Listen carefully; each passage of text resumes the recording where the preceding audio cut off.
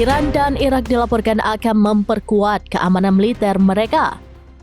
Wakil Komandan Pasukan Penegak Hukum Iran, Brigadir Jenderal Qasem Razai, mengumumkan telah meluncurkan patroli lapangan gabungan di sepanjang perbatasan. Mengutip Tasnim pada 11 April 2025, hal itu diumumkan oleh Qasem Razai saat berbicara kepada sumber utama. Lebih tepatnya, Razai menggambarkan situasi keamanan di kawasan Iran adalah sangat stabil. Ia mencatat bahwa penjaga perbatasan Irak bekerja sama erat dengan rekan-rekan Iran mereka di Kurdistan, menyatakan bahwa pihaknya telah menyaksikan tingkat keamanan yang tinggi. Selain itu, Razai menekankan resiko yang terkait dengan wilayah perbatasan dan potensi kekuatan musuh untuk merusak keamanan nasional, di mana ia mengakui bahwa peran penjaga perbatasan Irak dalam menanggapi situasi saat ini.